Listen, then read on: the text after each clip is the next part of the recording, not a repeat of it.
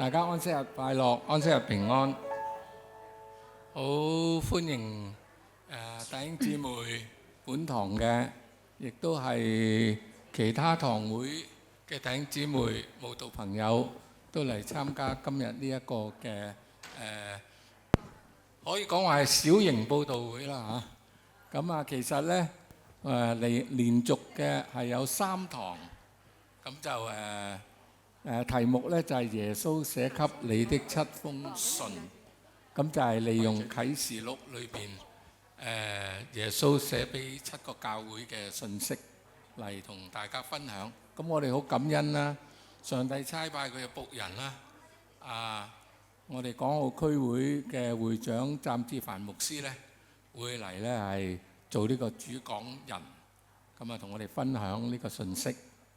咁昨天呢，我哋都擔心嘅，即係又紅雨又咩雨咁都但係呢，我哋喺禱告中呢，弟兄姊妹都係為今日祈禱啦。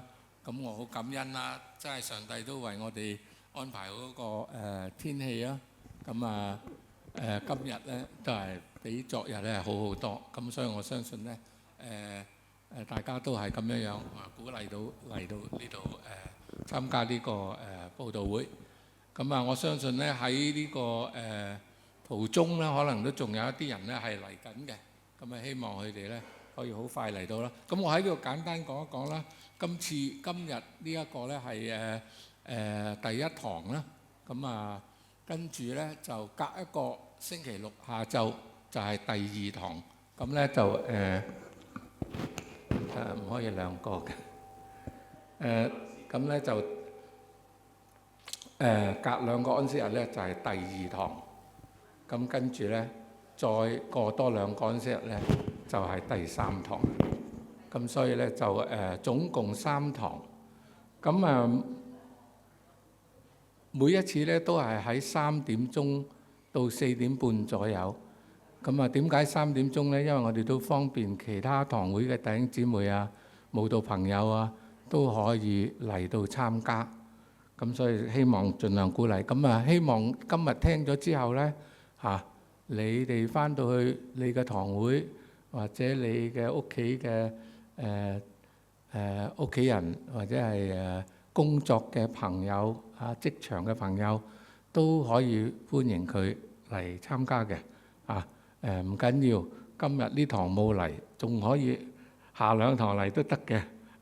我相信湛牧師都有辦法，佢可以令到咧每一次嚟嘅人咧都係得到呢個耶穌俾我哋嘅信息從而咧係可以決志接受耶穌做救主。咁喺呢度咧，你都講下啦。今日咧，我哋都有一個抽獎嘅環節啦。喺最後嘅時候，真係多謝大家嚟參加啦。咁我哋咧都有一本書今日送出嘅，我哋有3份，就係喜樂嘅泉源。咁咧，我哋會喺結尾臨結尾之前咧，我哋會有請湛牧師咧做一個抽獎嘅贈送書嘅儀式。咁咧，我哋今日會有3位嘅在場嘅幸運兒咧，就會得到呢一本喜樂嘅泉源。咁下一次嚟咧，我哋又有另外3本。不過我哋好鼓勵你咧，如果3次都嚟晒就最好啦，因為即係唔想話失去機會啊嘛，係嘛？難得可以聽到牧者同我哋分享啟示錄嘅信息。咁所以咧，如果你嚟足3次嘅，咁我哋咧喺最後第3堂嘅時候咧，有2本呢個特別版嚟嘅，就係呢個經歷耶穌叢書咁呢度裏邊咧有11本書包括咗喜樂嘅泉源係其中一本。咁呢一個咧係11本書喺裏邊。咁咧就係第3次。咁如果你嚟足3次咧，我哋就到時睇下邊個幸運嘅。我哋有2本呢個會第3堂會送出。咁所以鼓勵大家咧都嚟啦，嚟聽晒啦，所有3次嘅信息咁都係直接鼓勵大家。咁喺呢度咧，多謝大家啦，再一次嚟參加啦。咁而家咧將時間咧交俾我哋嘅音樂人啊嚇，同我哋帶領我哋一啲嘅詩歌唱歌。OK。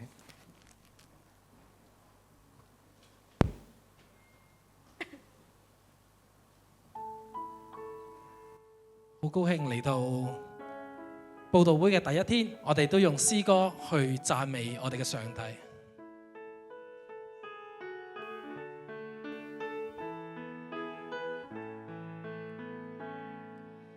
主更新復興我，讓我禱告到達你寶座前，打開天窗，傾福賜下，渴慕你靈來充滿我，求主一生用我，願你旨意行在我一生中，每天更新，過得聖生活，榮耀你，分享主愛。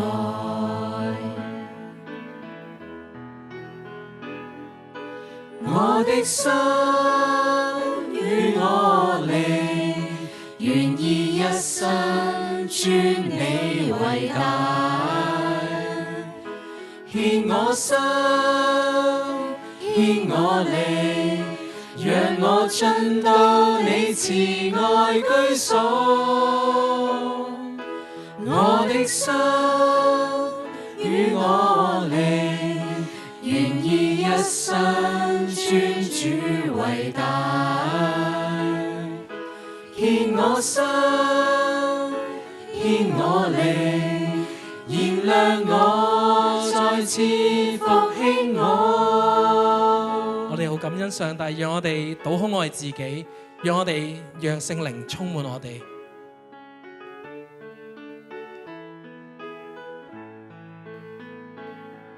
求主更新復興我，讓我禱告到達你寶座前，打開天窗，傾福賜下，渴慕你靈來充滿我，求主一生用我，願你旨意行在我一生中，每天更新，過得聖生活，榮耀你，分享主愛。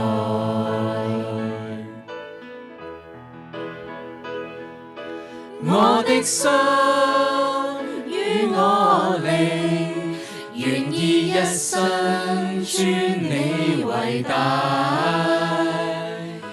獻我心，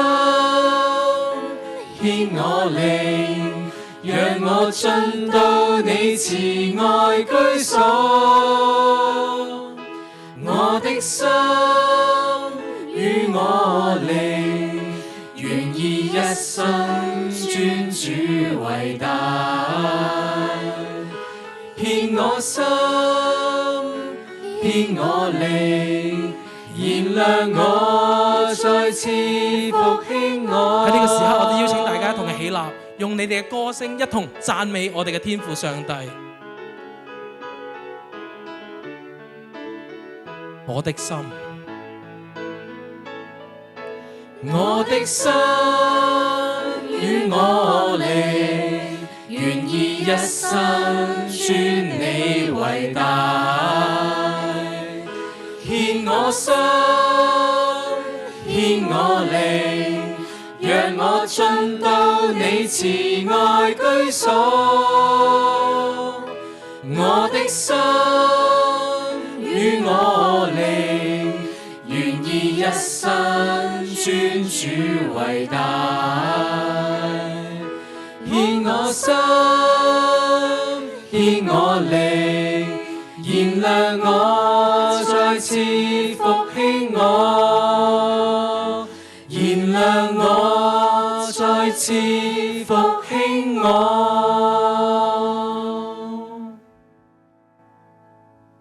我哋一齊做一個祈禱。慈悲仁愛嘅天父上帝，我哋好感恩今日喺聖經講座呢度可以為你做見證，主持一個小型嘅佈道會。神啊，我哋感恩你差派你嘅僕人湛志凡牧師喺我哋當中，與我哋分享耶穌喺啟示錄裏邊俾我哋嘅信息。我祈求神你藉住佢嘅口講出合宜嘅信息，能夠鼓勵我哋呢度在場嘅每一位。我特別感恩神你亦都將一批嘅慕道嘅朋友帶到我哋當中。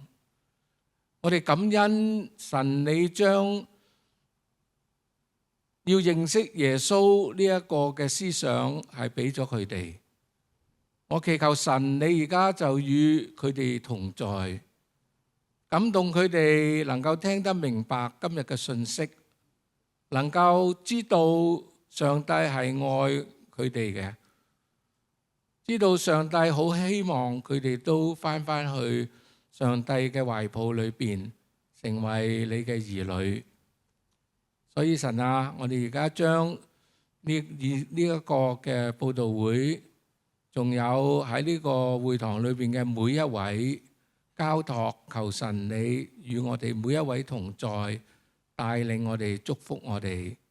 祈禱係奉主耶穌基督嘅名求，阿門。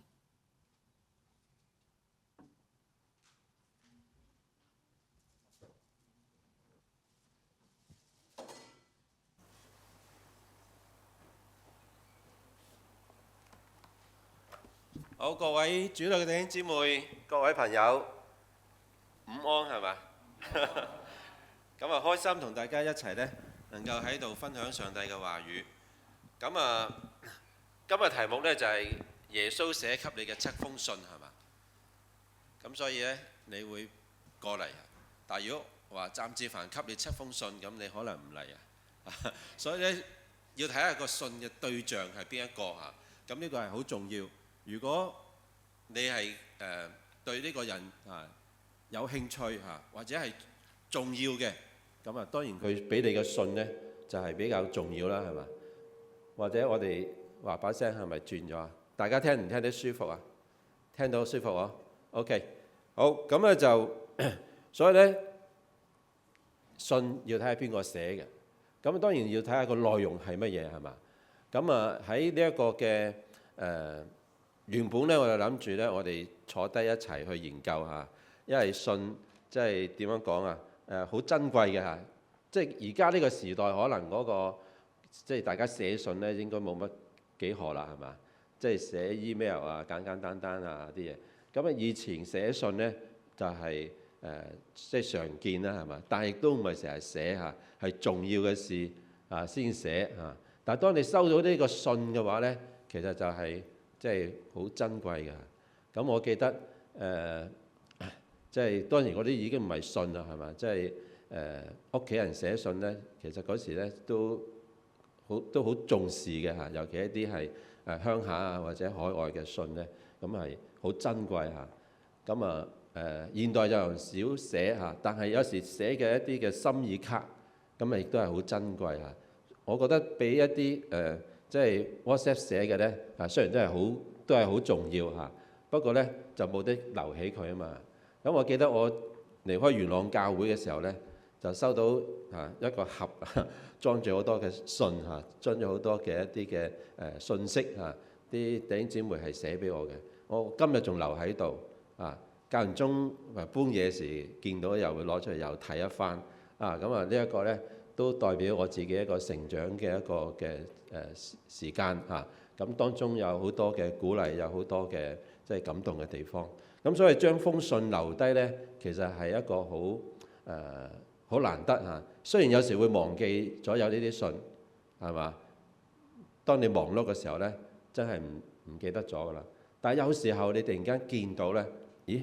原來有啲咁嘅信啊，有啲咁嘅人寫過俾我，有啲提醒，有啲鼓勵呢啲寫嘅人咧係出於一個真心嗰種咁嘅情意，你係會好感動。咁所以咧有時候咧睇到封信係好觸動係嘛？咁耶穌基督寫咗好多信俾我哋啊，其實整本聖經都係好多嘅書信係嘛？咁特別啟示錄呢個話7封信，特別係講到信係要寫俾教會㗎嘛係嘛？咁我哋收到呢啲信，我哋有冇好仔細去睇咧係嘛？或者可能你睇過，不過你又放低咗。咁所以今日或者呢段時間啱啱講咦我哋再研究下呢封信，再睇下啲信俾我哋有啲咩信息、咩鼓勵。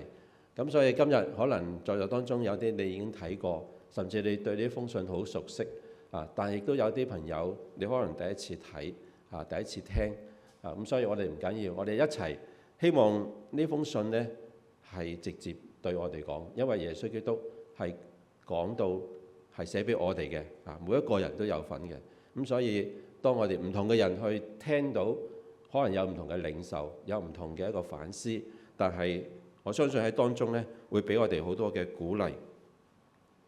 好啦，咁樣我哋其實今日我哋去講呢一個嘅7封書信之前呢，其實我哋要睇下因為呢7封信呢喺啟示錄裏面啊嘛咁我哋睇下啟示錄係嘛？咁我哋要知道啟示錄究竟係講啲乜嘢呢？咁樣咁好多人去睇啟示錄嘅時候呢，好難明啊係嘛？或者有好多嘅抽象嘅嘢，或者有啲係好恐怖嘅嘢，話唔多嘅怪獸係嘛？有一啲災難有審判有時候咧，我哋覺得呢啲咧好似係俾我哋一個難明或者係好困惑亦都有一啲擔心咁但係其實我哋唔需要怕係咪？啟示個名本身咧就俾到我哋一個嘅答案因為呢個啟示錄啟示錄原文嘅意思係一個揭開即係將一啲嘢收埋咗隱藏咗，或者我哋唔明白嘅嘢咧，去將佢啟示出嚟，將佢揭開出嚟，俾我哋睇到裡面究竟係咩意思，係點樣嘅。咁所以啟示錄係要揭開嗰個真相，俾我哋明白，俾我哋認識。咁究竟要揭開咩真相咧？咁我哋話裡面包括到耶穌基督嘅真相究竟耶穌基督係點樣咧？其實整本聖經都係以耶穌基督為中心，都係要展示耶穌基督，我哋呢位上帝佢係點樣嘅上帝係嘛？佢同我哋嘅關係。咁特別啟示錄咧，亦都係啦，佢嘅重點亦都係以耶穌基督為一個嘅中心要我揭開耶穌基督呢位上帝，呢位創始成終嘅上帝，呢位起先又存在末後又存在，永遠都存在嘅上帝，同人嘅關係係點樣嘅咧？咁呢個咧就要揭開耶穌基督嘅真相俾我睇到上帝好。另外咧，我哋都好關心世界嘅結局係嘛？所以啟示錄亦都揭開咗咧，人類最終嘅結局係點樣？我哋生活而家嘅時候，好多人就話將來係點樣？我哋都掌握唔到，亦都唔知道亦都好擔心咁但係從啟示裏面可以俾我哋睇到，最終呢個嘅世界嘅結局係點樣？罪惡嘅結局又係點樣？惡人信上帝嘅人嘅結局又係點樣？咁所以呢個係一個世界結局嘅真相揭示俾我哋睇到。咁當然今日你坐喺度就話關於你生命嘅真相咧，亦都俾我哋係去即係唔係俾我啦即係呢度啟示裏面咧，俾我哋去認識下自己。究竟我喺呢一個嘅過程當中，我係點樣嘅咧？我同神嘅關係係點樣咧？我認唔認識佢咧？以至我將嚟嘅命運又係點樣？我嘅結局又係點樣咧？所以今日你聽到你嘅回應，就影響你未來或者你嘅一生，或者你將嚟嘅結局。咁所以啟示錄係一本咧，係揭開一個生命真相嘅一本書。咁所以呢本啟示錄咧，希望大家係去仔細去研究。咁當然我哋今日咧只係講裡面其中一個環節係呢個耶穌寫俾7個教會嘅信但係裏面亦都唔係話好深入去研究我哋去拋磚引玉，點出裏面一啲嘅重點讓你對呢一封信有興趣，明白佢裏面所講嘅一啲重要嘅信息，以至咧你繼續去研究，繼續去探究，唔單止係睇呢7封信，更加睇埋整本嘅啟示錄裡面嘅信息，因為佢係揭示到上帝嘅真相係嘛？耶穌基督嘅真相、世界嘅結局同埋你自己嘅命運。咁所以呢本啟示錄呢，係一本好重要嘅書啊！點解咁重要呢？啊，因為佢係整個故事嘅一個結局。我哋話呢一個嘅創世記係講萬物嘅開始係嘛？啟示錄呢係講萬物嘅結局。咁如果冇咗創世記呢，咁即係聖經係冇結局嘅係嘛？我哋睇書睇咩都好啊，我哋都好想知個結局係咩啊？咁人類嘅結局又係點樣呢？我哋身處喺呢個末世，我哋將嚟嗰個嘅結局又如何呢？咁所以聖經最後一卷書就係啟示錄，佢係好重要，因為關乎咧人類嘅結局係嘛？呢個世界嘅結局同埋最終人同神嗰個關係。咁所以呢個係好重要。第二個重點呢，即係話佢係讀嘅人係有福嘅。今日你坐喺度係有福嘅。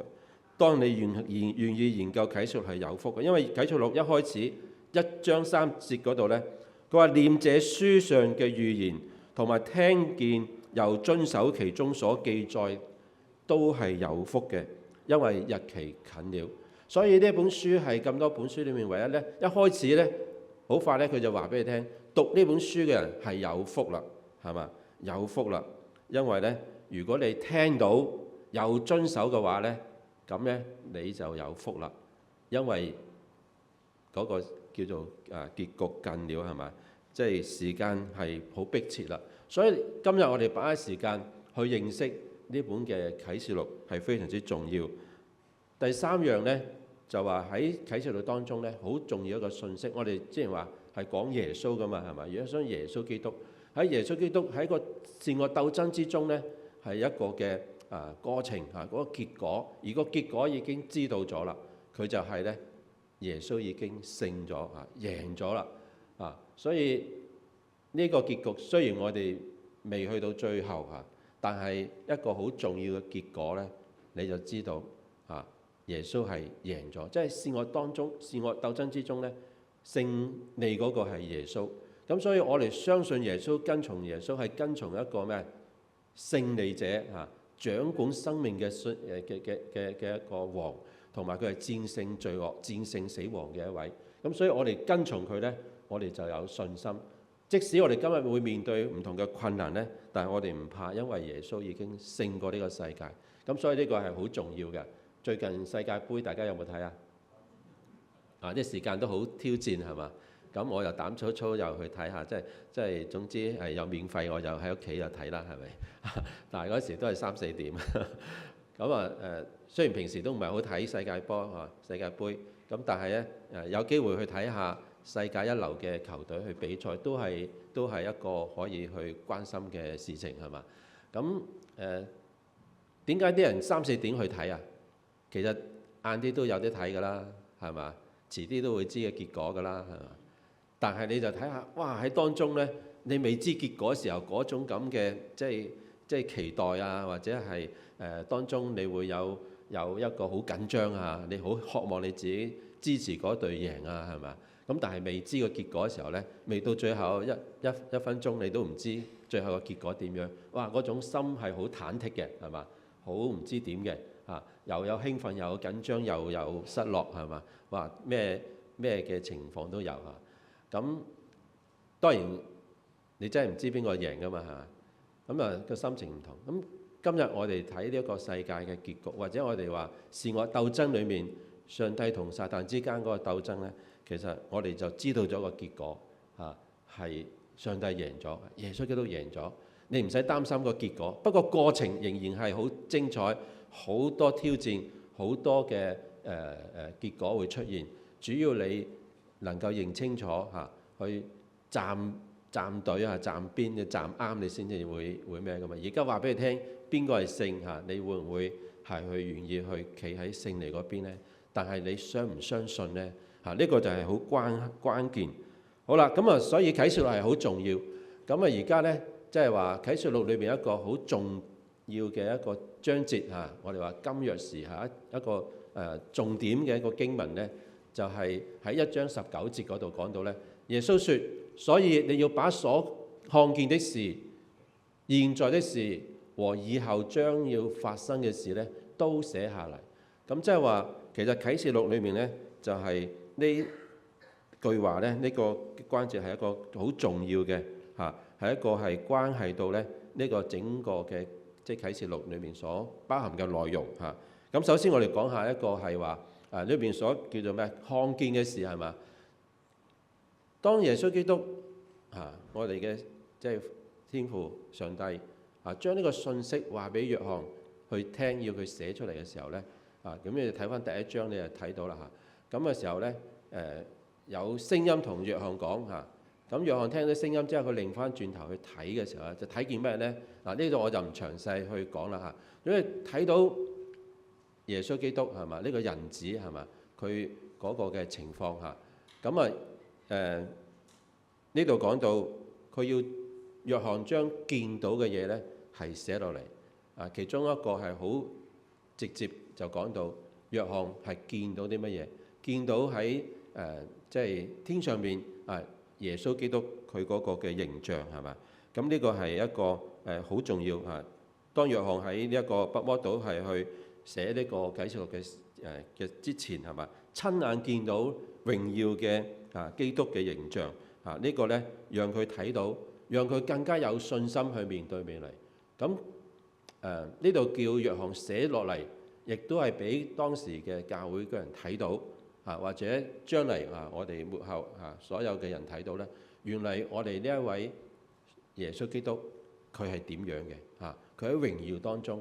咁呢個有幾點係形容耶穌基督嘅係嘛？好似佢嗰個嘅即係身穿垂到腳嘅長袍嘅胸間束，着金腰帶頭髮皆白白如羊毛如雪仲有好像火焰雙腳好像乜呢啲形容咧，其實每一樣嘢咧都有佢嘅意思，都有佢嘅屬靈嘅意思代表住耶穌基督呢一位人子佢嗰個嘅性質特性，佢嗰個嘅權能。咁如果有機會咧，同大家分享就係呢一節經文咧，其實都好豐富去認識我哋嘅耶穌基督。不過今日個重點咧就唔係喺度，但係會話俾佢聽咧，寫信呢一位雖然係約翰去寫落嚟，但係俾信息佢嘅係我哋嘅耶穌基督係嘛？讓佢睇到咧呢一個嘅信息係由佢哋，咁佢就俾我哋信徒睇到因為我哋將來要面對好多嘅挑戰同埋困難所以如果我哋冇呢一幅圖畫嘅時候咧，可能你冇勇氣走落去就係因為你嗰啲當時嘅教會面對緊好多嘅挑戰，好多嘅困難，但係當佢睇咗呢一幅圖畫，睇到耶穌基督佢喺度支持緊嘅時候咧，就唔需要擔心啦，係嘛？所以呢個係好重要所以叫約翰將佢見到嘅嘢寫低落嚟咁另外就係話現在嘅事啦，係嘛？現在嘅事咁指當時約翰時代嘅教會咁寫俾7個教會啊嘛，係嘛？咁呢邊有講到7個金燈台，7個金燈台就代表7個教會咁當時實際嘅狀況係啲乜嘢呢個咧就係我哋今次講座所講嘅7封信俾7個教會咁當然咧，根據我哋嘅教會嘅解釋唔單止呢個當時的確係有7個教會係寫俾佢哋，係關心佢哋。但係呢7個教會同時咧，亦都係代表緊呢7個時代嘅唔同時期嘅教會佢嘅狀況因為我哋話咦，點解淨係寫俾個7個教會係嘛？咁其實當時唔止7個教會㗎喎，係嘛？仲有哥羅西教會其他教會都係好出名㗎嘛，都有保羅嘅書信寫㗎嘛。咁點解淨係揀個7個咧？咁當然有佢嗰個意思係嘛？咁其實上帝係咪淨係寫俾嗰7個教會咁簡單而係寫俾眾教會不過呢個係一個代表7亦都係一個完美嘅數字。咁亦都係咧講到係7個咧唔同時代、唔同時期佢哋嗰一個教會嘅情況所以呢個現在嘅事站喺當時對約翰嚟講，當時7個教會係一個現在嘅事。即使到我哋今日呢，其實都可以講係一個現在嘅事嚇，因為由呢個使徒時代嘅教會一路去到耶穌復臨之前嚇，呢啲嘅唔同時代嘅教會呢，都係屬於呢一個嘅範圍嚇。咁所以我哋知道咧，呢一個係現在嘅事，就係當時嘅事啊。好啦，咁另外咧就話以後將要發生嘅事嚇。咁即係話喺呢一個嘅除咗當時嘅事嚇，即係有一個現在發生嘅事，亦都去到末後啊。咁裏邊有講到咧，即係預言部分啦嚇，或者我未到去我哋係耶穌基督翻嚟之前嚇嗰啲嘅情況又係點樣咧？或者係其實喺嗰個過程當中咧，其實啟示錄有好多嘅預言。呢啲預言咧，其實唔同時間咧，我哋就會係如果對於我哋今日嚟講咧，有一部分咧係過去咗嘅歷史，我哋去睇翻係嘛？雖然當時話約翰嗰時候係現在嘅事，對於今日我哋嚟講咧，已經係過去嘅事係嘛？都係啊，但係對於嗰個之前教會嘅，我哋今日咧亦都係一啲嘅將來嘅事。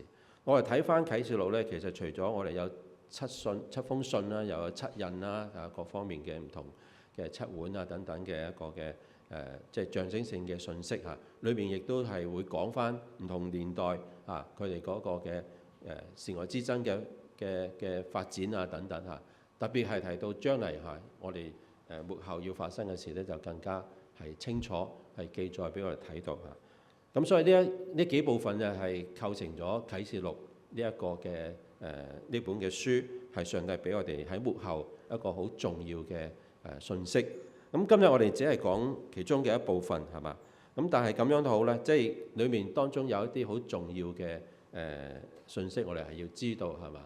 咁我哋知道咧，其實從經文睇到咧，上帝係掌管歷史嘅一位嚇，上帝係掌管歷史嘅過去發生嘅事甚至由創造世界開始嚇。其實啟示錄亦都講到最初係嘛呢一個撒旦佢喺天上邊落嚟係嘛等等，其實係講到好過去好前嘅事情但係上帝喺嗰度係嘛。之後咧，其實我哋知道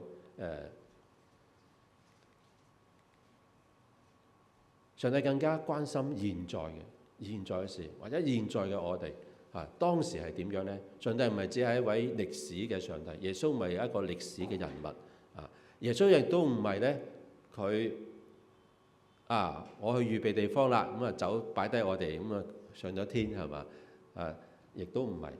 耶穌雖然係上喺天上邊係嘛，成為一個大祭司嘅身份咧，咁但係聖靈上帝都喺我哋當中，佢每日都陪伴住我哋，關心住我哋。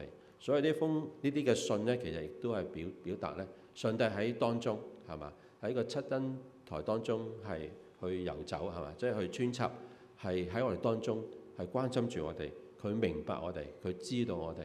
咁所以咧，第三部分上帝亦都係透過展示未來嘅一個信息，將來嘅結局係點樣。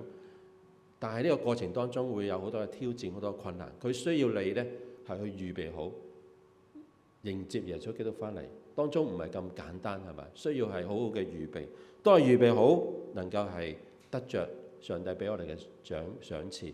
預備唔好咧，我哋就會失落。咁所以呢一個係好重要嘅信息嚇。所以啟示錄唔係滿足我哋嘅好奇心，而係要我哋預備好咧，去見耶穌基督嘅翻嚟。裏面2章7節，聖靈向眾教會所說嘅話，凡有耳的就應當聽咁呢個經文咧係一個好重要嘅信息，因為聖靈即係呢個聖經嘅真正作者係嘛，向眾教會即係我哋所有嘅人所說嘅話咧，凡有耳嘅都聽大家有冇耳仔啊？所以有耳嘅人咧都要聽，即係話所有人都會聽，都需要聽，都應當聽，而且係用心去聽。所以今日要大家聽呢，其實唔係話叫大家去簡單嘅聽，最重要呢，亦都唔係用個耳仔去聽當然透過耳仔聽，但係更加要用個心去聽，用個心去想，然之後呢，將佢實踐實行喺你嘅生命當中，咁先至係有嗰個意義，淨係聽唔夠嘅聽到聽入去心裏面明白，然之後咧遵行遵守行出嚟活出嚟，咁呢個先至係耶穌想我哋去聽嘅，想我哋去做嘅。好啦，咁樣就另外一句話咧，亦都係好感動嚇。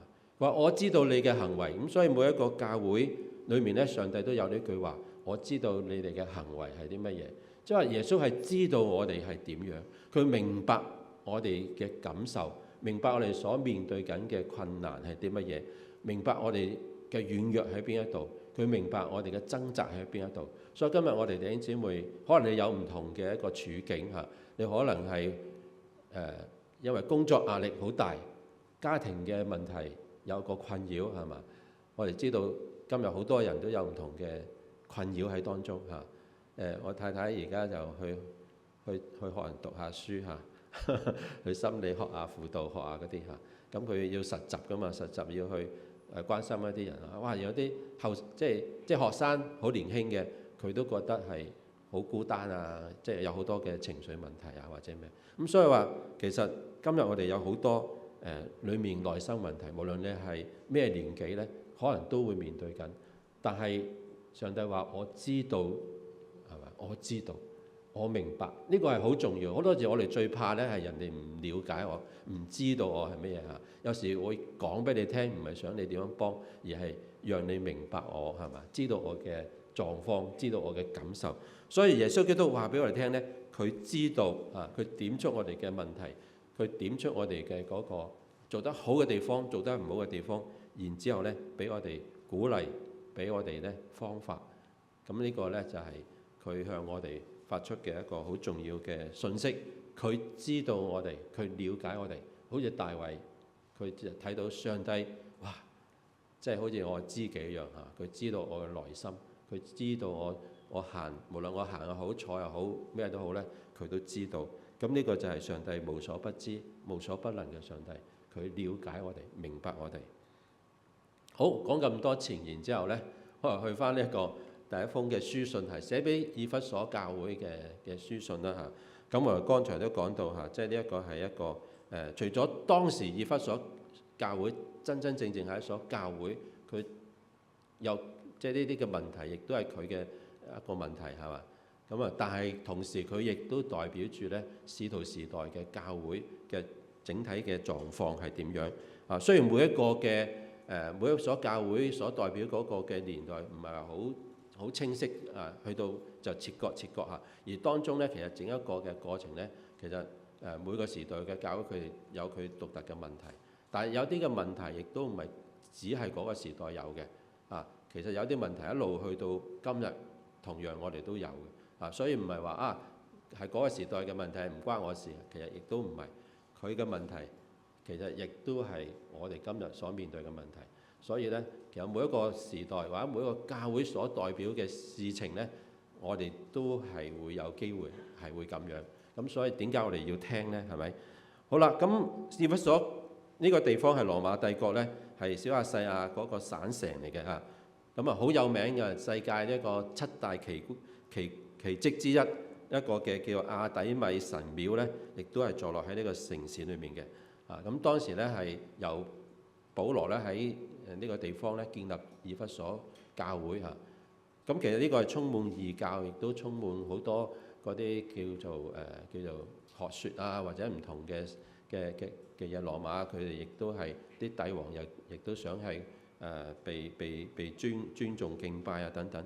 其實有好多嘅挑戰喺嗰度去傳福音去成立教會，的確係唔容易啊。咁保羅喺嗰度用咗3年時間建立呢個教會啊。咁到最後咧，其實晚年嘅約翰咧，亦都係去到嗰度咧去牧養呢個教會。咁所以呢個教會咧係喺一個嘅一個好重要喺當時嚟講一個好重要嘅代表性嘅教會。咁所以用以弗所教會嚟預表啊或者代表咧呢個使徒時代嘅教會咧，咁就係好重要嚇，亦都係好吻合。咁啊呢個教會我哋話係由即係嗰個主後公元27年去到大概100年嗰個時間左右嚇，嗰個範圍裏面咧，其實有好多嘅情況就代表當時嘅嗰個教會，即係從五旬節聖靈沛降，佢哋信徒去走出去傳福音啊，建立教會，一路咧去到咧呢個嘅係18年嗰個時間嗰個時代嚇。咁以弗所呢個名咧，佢亦都有佢嘅意思嘅。以弗所呢個名係首先嘅，同埋咧心所愛慕嘅。咁基督用呢一個名呢個嘅名稱咧，來代表嗰個時代嘅教會咧，係有佢一個好合適嘅嚇。因為使徒時代教會咧，唔單止係主所創立第一個嘅即係時代教會啦，係嘛？亦都係咧主好愛當時嗰個嘅教會嗰個嘅情況嗰個基礎聖靈早已沛降喺佢哋身上咧，佢哋大發熱心咧，係一路去報導去建立呢啲嘅教會出嚟。咁所以嗰個嘅即係代表性係好大嚇。咁所以我哋呢個係一個好有代表性嘅教會當時嚇。好，我哋睇翻聖經啟示錄2章1節就講你要寫信給以弗所教會嘅使者說，那右手拿着7粒星7顆星，在7個金燈台中行走呢個係咩？其實係主自己嘅稱呼嚇，因為主係叫約翰咁樣寫嚇。裏面咧就係話係邊個佢講嘅咧？呢啲説話係邊個講嘅咧？係嘛？就係嗰個右手拿着7粒星，7個燈台喺7個燈台中間行走嘅，咁樣講啊。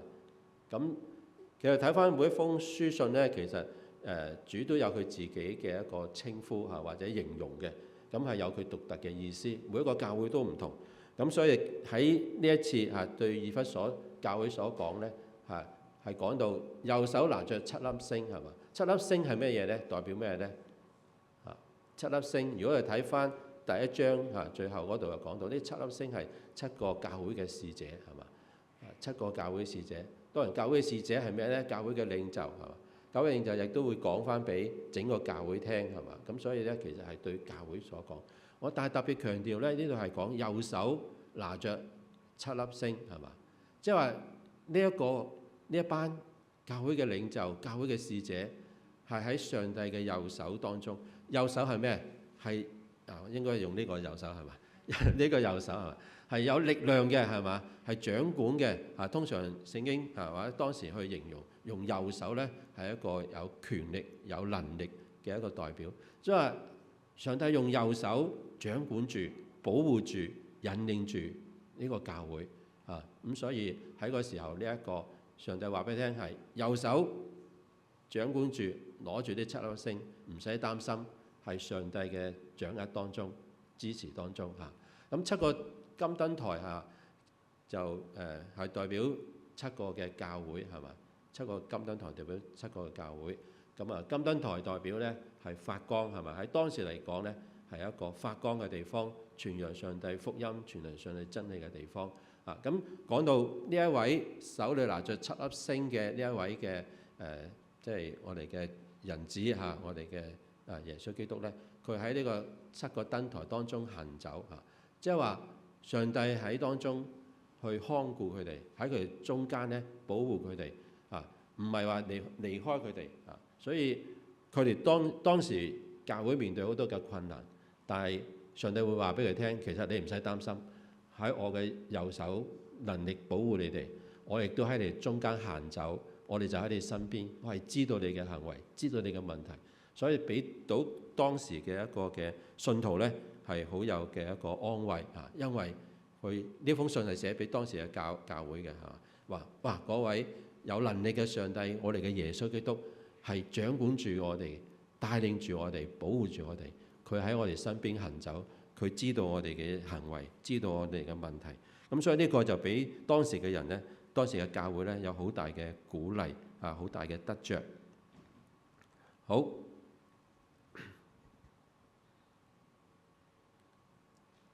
我哋再睇落去2章2到3節咧，就講我知道你嘅行為勞碌忍耐，也知道你不容忍惡人，你也曾察驗那自稱為使徒卻不是使徒，看出他們是假的。你能夠忍耐，曾為我嘅名勞苦而不困倦。2到3節呢度係講緊咧耶穌基督對呢個教會嘅稱讚係嘛？剛才講到啦，即係我知道你係嘛？呢個係一個好大嘅安慰嚇。原來上帝知道嘅，知道我嘅勞苦啊，知道我嘅忍耐啊，呢個係好重要，係俾人知道嘅感覺係好重要嘅。所以咧，有時你做得好攰，有冇人明白啊？啊，即係冇人明白你就好慘啊！咁啊，我哋啲同工嘅時做得好辛苦嚇。如果你成日話佢，咦點解做唔到呢樣做？佢就會好即係好唔開心啊！我做咗好多嘢㗎咯，都睇唔到咩咁係嘛？或者你喺屋企做到好多家務係嘛？好辛苦啊！食嗰個又呢樣嗰樣係嘛？挑剔下啊，又話你煮得咩？又話你點解唔買嗰樣啊？點解買咁貴啊？咁你嗰啲火都嚟埋係咪啊？因為你都唔明我幾咁辛苦係嘛？咁所以就話聽到耶穌話我知道你嘅行為啊，嗰種咁嘅感受係嘛？咁啊知道佢咩行為咧？呢度講到咧第一樣就講佢勞苦忍耐係嘛？咁的確勞苦忍耐。如果我哋睇翻其實喺呢一個《使徒行傳》咧，我哋睇到咧或者保羅嘅書信當中睇到當時嘅教會佢哋的確係好有喺主裏面，佢哋有信心，佢哋有愛心，佢哋有盼望。保羅都不斷係話係嘛？我們為你們眾人常常感謝上帝，不住嘅紀念你們，因為信心所作嘅功夫，因愛心所受嘅勞苦，因盼望我們主耶穌基督所存嘅忍耐。喺帖撒羅尼迦前書1章2到3節，呢個只係舉個例子係嘛？所以當時嘅信徒佢哋呢，其實因為你知道耶穌基督升天之後係嘛？佢哋面對好多個困難，哇！耶穌基督嗰時被釘十字架係嘛？雖然話佢復活升天，但唔係好多人都知係嘛？亦都唔係好多人信，因為當時嘅宗教領袖啊，各方面係有好多嘅抹黑啊，或者係屏蔽啊。而家我哋話啊，唔想俾你知道真相係嘛？屏蔽咗或者係造謠係嘛？讓好多人都唔知道耶穌基督嘅事蹟，佢嘅嗰個嘅情況。呢班信徒咧初時都唔知都好驚嚇。咁後期見過耶穌之後，佢哋喺樓房角祈禱等候。當聖靈沛降之後咧，佢哋出去就開始傳呢個耶穌基督啦，開始傳揚呢個嘅呢個救恩啦，係嘛？咁但係好多人都唔信，好多人都唔知係嘛？好多人都拒絕嘅時候，佢哋不斷係去做，但係透過佢哋嘅努力啦，聖靈嘅感動引領咧，就教會就好大嘅發展係嘛？各個弟兄姊妹互相嘅即係凡物公用啊，又互相嘅代禱啊，互相嘅支持啊。雖然有好多個困難但係佢哋都好忍耐。雖然有逼迫係嘛？呢個保羅之前叫掃羅都逼迫佢哋啦，係咪？咁所以喺嗰個期間咧，佢哋真係好勞苦做咗好多嘢，亦都係好大嘅挑戰。需要好大嘅忍耐，咁呢度我就唔一一細説啦。如果要講呢，其實我遇到一個長板嘅長板嗰度呢，我相信呢係我講到5點都講唔晒，即係呢一個佢哋教會當時嘅情況，佢哋點樣嚇？咁所以大家可以睇翻其他嘅資料嚇。咁即係話耶穌睇到佢哋嗰個嘅勞苦，佢哋嘅忍耐嘅，所以一開始就話我知道你哋嘅行為勞苦忍耐。仲有咧，佢唔容忍惡人係嘛？咁呢個係冇矛盾嘅嚇，即係愛心同埋唔容忍惡人係唔矛盾。因為有啲當時亦都係有破壞教會嘅人係嘛？喺佢哋當中不斷咧係令到教會咧有好大嘅危險，有好大嘅傷害。咁佢哋咧靠住因為主嗰個嘅即係信息係嘛？佢哋嗰個互相嗰個牢固咧對一啲唔好嘅行為咧，佢哋咧就係即時嘅去糾正，係去防止教會係被破壞係嘛？會出現紛爭等等。咁佢哋咧喺呢方面係非常之警醒。我哋亦都知道，因為當時亦都有使徒喺當中係嘛？保羅啊、彼得啊嗰啲，佢哋都好多嘅提醒。當有呢啲情況出現嘅時候，佢哋就好快咧係去處理啊。咁呢個亦都喺當時教會係非常之好嘅做得。咁亦都咧講到咧係試驗嗰啲自稱係使徒但係唔係使徒嘅係嘛？佢哋係作假嘅啊，即係有啲係扮係嘛，講自己係但係又唔係啊。呢個咧就係一個要分辨嚇。咁佢哋因為佢哋係好團結，好忠心係嘛？佢哋亦都有好多係親自從耶穌嗰度係領受教訓係嘛，領受救恩啊各方面，所以佢哋好清楚嚇。所以咧佢哋好快睇到邊啲係真，邊啲係假啊。所以咧佢哋就去處理去解決。咁呢一個係佢哋當中咧當時教會裏邊一個好重要嘅啊。咁今日我哋教會係咪咁嘅情況咧？今日我哋教會係咪勞苦咧？係嘛？大家勞唔勞苦啊？勞唔勞累啊？做福音工作嚇，有冇去努力去做啊？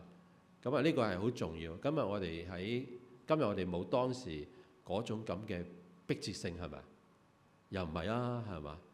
當時佢哋覺得耶穌好快會翻嚟㗎，所以佢哋咧好努力去做，好熱心去做，因為咧耶穌應許佢啊嘛，佢翻嚟接佢哋啊嘛，係咪？所以佢覺得耶穌好快就翻嚟接，所以而家就快啲好迫切去。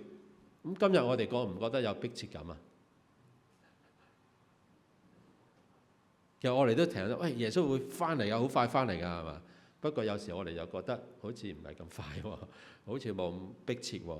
所以我哋就慢慢其實之後亦都有講到即係咁。但係當時嚟講咧，呢一班嘅信徒佢哋係好熱心好迫切去傳揚呢個福音咁所以呢度咧就係一個好重要嘅佢哋不辭勞苦唔怕苦甚至咧係面對呢一個殉道嘅情況，佢哋都唔怕係嘛？司提反亦都因為咁樣被石頭掟死係嘛？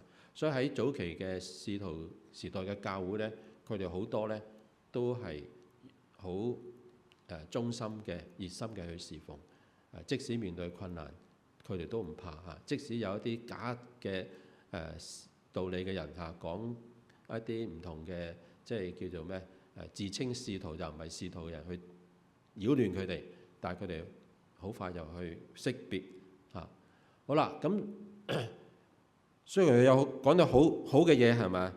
但係咧都有啲唔好嘅嘢喎係嘛？咁所以咧喺呢度咧2章4節佢話：然而有一件事我要責備你，就係把你起初嘅愛心丟棄咗。嗱呢一個咧，我哋話初期使徒一個使徒教會咧，其實有一個好重要咧，就係佢哋好有愛心，因為主所愛嘅門徒係嘛，約翰佢哋都喺度彼得佢喺度，呢一班係一班耶穌基督親自培育出嚟嘅一個門徒之後就成為使徒係咪去傳揚福音？咁佢哋咧係非常之將耶穌嗰種嘅愛咧係帶出嚟。咁所以你睇翻嗰個使徒行傳講到初期嘅教會咧，佢哋真係互相嘅好有愛心係嘛？即係啱啱就講凡物去公用分享即係邊個有需要咧，佢哋去幫助佢佢因為都知道耶穌好快翻嚟，所以佢哋錢財各方面咧唔係咁快唔係咁快翻嚟嘅耶穌唔係咁快嘅。咁所以咧佢哋喺嗰個預備方面咧，佢哋的確咧用咗好多嘅愛心，好多嘅唔係咁睇重呢啲財物嘅嘢，只要盡快將福音傳開咧佢哋就唔怕。咁所以咧嗰個愛心喺當時嚟講非常之強咁但係由於慢慢早期嘅使徒咧，慢慢係離開有啲係被逼，有啲係被殺害咗啦，係咪？咁去到最後嘅時候，有好多即係熱心嘅信徒都離開啦咁但係嗰個嘅逼迫亦都越嚟越強啦咁所以外來嗰個嘅逼迫嗰個壓力又大啦，再加上內部亦都有唔同嘅紛爭雖然教會一路啲嘢都係喺度做緊，但係可能人與人之間嗰種嘅你睇我唔順眼，你係指責我你又話覺得你有問題，你又即係有好多呢啲問題出現啦。咁所以咧，教會嗰個愛心就漸漸失去呢度講到咧，佢哋嗰個起初嘅愛心拋棄咗嚇，嘢係繼續做嘅喎，佢哋唔係話冇做，都繼續嚇，教會仍然喺度係嘛？不過咧，教會最重要嗰樣嘢咧，卻係唔見咗，就係嗰個愛心啊！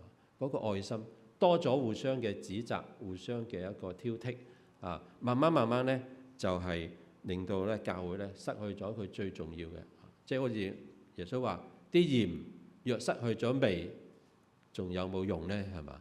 如果教會失去咗嗰個愛心，仲有冇用咧？咁所以睇翻約翰最後寫嗰啲書信係約翰一書、二書、三書，其實好多時係鼓勵啲信徒咧要互相彼此嘅相愛，要叫做咩嗰個愛心嚇，要翻嚟。咁所以其實嗰個愛心冷卻咗咧，係教會當時嚟講一個好大嘅問題，亦都係一個好大嘅特色。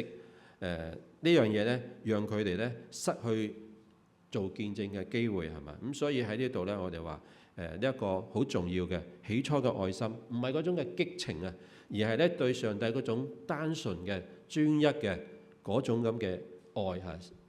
其實我哋成日播咩上帝居首位啊，就係嗰啲嘅愛心，即係話我哋將上帝擺喺首位，所以佢哋做每一樣嘢咧係以耶穌基督嘅心為心。所以你發覺早期教會嗰種咁嘅愛心啊，嗰種嘅關愛咧，其實佢哋唔係因為人嘅緣故，係因為耶穌基督嘅緣故。所以佢好樂意去做，好樂意去幫人，好樂意去關心，因為佢哋望住耶穌基督就係咁嘅榜樣。但係隨住早期嘅信徒慢慢離開係嘛？新嘅信徒可能佢面對緊唔同嘅挑戰壓力啊，慢慢咧就外部有嗰個逼迫，內部人與人之間嗰個問題啊。最重要咧就係話，其實佢本身對主嗰個關係咧冇咁親密啦嚇。以前嘅信徒使徒佢哋同主嘅關係好親，佢哋不斷係去祈求聖靈幫助，但係呢啲人慢慢就少咗啊。咁所以個冷卻，除咗外來之後咧，我覺得最重要係內在自己嘅生命，因為外在咧好多嘢我哋都會有嘅嚇。唔同嘅教會年代咧，有啲好忠心嘅教會，跟住嚟講士麥拿教會都係個逼迫更加大，但係佢哋嘅愛心卻係冇消失，反而更加強。咁所以呢個係同主嘅關係有關。所以今日我哋去問問我哋自己，我哋自己教會，我哋自己喺呢個教會裏面，我哋有冇丟棄咗主俾我哋最初嘅愛心呢？咁所以呢度呢，提醒我哋呢，我哋喺忙碌嘅事務當中呢，我哋愛耶穌嘅心有冇丟棄咗呢？懷斯堡呢，喺呢個使徒行述嗰度提醒佢話：約翰既發覺教會中嘅弟兄嘅愛日益淡薄，就向信徒強調經常保持呢種愛嘅必要。佢寫到：親愛嘅弟兄啊，我們應當彼此相愛，因為愛是從上帝而來的。上帝既這樣愛我們，我們也當彼此相愛。咁所以愛心係教會嘅一個好重要嘅根基，係律法嘅總綱。如果我哋冇咗呢個愛呢，就好似響嘅鑼啊，即係咩嗰個鳴嘅鑼響嘅鈸係嘛，得把聲啊。我哋教堂可能好靚，但係如果我冇愛呢，亦都係冇用。咁所以最重要呢係翻去。咁所以跟住落嚟呢，耶穌基督呢就勸勉佢哋。所以你要回想你從哪裏墮落的，並且要悔改，做起初所做嘅工作。若你不悔改，我要到你那裏去，把你嘅燈台從原處挪去。哇！呢一個係一個好大嘅一個嘅即係提醒嚇、勸勉係嘛？即係要回想你係從邊度跌倒嘅，點解會墮落嘅，點解會失去咗愛心嘅？咁然之後去悔改下。所以回想呢，即係話叫我哋去檢查下、檢驗一下自己嘅靈性，檢驗下自己嘅現在嘅境況係點樣。咁今日呢個都係同你去發出，你要檢驗一下嚇，你要回想下你自己而家你哋嘅狀態係點樣啊？勞苦嘅係嘛？勤力嘅、努力去傳福音嘅都好，但係你內裏嘅愛心有冇掉棄咗呢？同弟兄姊妹之間嗰種嘅關聯，同主耶穌基督嗰種嘅關係有冇唔同咗呢？咁所以呢度呢，耶穌提醒我哋要檢查自己靈性有冇當然呢度講到佢墮落嘅原因係乜嘢係嘛？去檢視一下係咪逼迫呢？係咪假教師假道理嘅影響呢？係咪一啲外在嘅呢？因為係一啲內在嘅呢，我哋要檢視。當發現係自己嘅問題，我哋要悔改。耶穌唔係要我哋多做一啲嘢唔係要我哋多做一啲侍奉係嘛？而係你悔改喺上帝面前認罪，翻去原本嗰度，即係話原本你應該有愛心嘅，你應該去愛人，你應該點樣嘅？你做翻嗰啲。呢個就係提醒我哋教會恢復翻愛嘅關係，呢個先係重要。如果唔係咧，呢度一個好重嘅一個叫做咩？提醒係嘛？你嘅燈台係被挪移，即係唔喺個七燈台裏面係嘛？即係裏面咧代表咗教會失去咗見證，失去咗嗰個功能唔能夠用愛去發呢個熱發光係嘛？而我哋內心，我哋個人嚟講因為呢個唔係淨係整體教會，其實都對我哋每一個人都係，因為我哋都有耳仔啊嘛，係嘛，都係應該聽係嘛。即係話，如果我哋自己本身個人係有呢個問題，我哋都要悔改如果唔係咧，我哋就會被挪移即係教會就係人啊嘛，就係我哋信徒啊嘛就冇份因為你都冇咗愛心冇咗上帝，因為神就是愛啊嘛。咁所以呢個係好重要嘅提醒，佢提醒我哋係嘛，唔好失去呢個最重要嘅愛心。但係最後咧，亦都提醒翻，亦都讚翻一樣嘢上帝好奇妙有時候提醒責備你但係有一樣嘢而家又鼓勵翻你然而你還有一件可取嘅事，就係行戶尼哥拉派嘅行為。呢種行為咧，我亦都係我所行戶嘅咁呢一個稱讚。咁當然尼哥拉一黨咧，咁根據教會歷史家嘅解釋，呢個係諾斯底主義，即係知識派嘅一個分支。佢哋唔承認基督係有神性嘅，佢哋把淫亂苟合吃偶像之物等等咧，當作無關重要嘅事，所以佢比較放縱係嘛。佢哋就嗰個最大嘅問題咧，佢係唔認為耶穌係道成肉身佢有神性嘅咁所以喺使徒約翰亦都曾經喺約翰二書嗰度講到，世上有許多迷惑人嘅人出嚟，佢哋唔認耶穌基督是成了肉身的係嘛，即係佢否認咗耶穌基督嘅神性，否認咗耶穌基督本身係一個即係從神而嚟嘅道成肉身嘅一位。咁所以呢啲嘅當然呢個只係其中一樣嘅，咁仲有其他嘅謬論啦係嘛。咁佢當時嚟講都係好影響教會嗰個發展亦都係一啲嘅唔好嘅學説理論令到教會嗰個信徒都可能被影響到。咁所以咧，佢哋使徒時代嘅教會咧，佢哋就行護呢啲人係嘛，即係話好行護呢種嘅行為係嘛，嗰種學説將耶穌基督係貶低咗影響住教會嗰個即係信仰嘅核心咁呢一個咧對個教會成為一種好大嘅影響。但係佢哋咧就係阻止呢啲事，行護呢啲事，而呢啲事亦都係神所行護嘅，所唔中意嘅。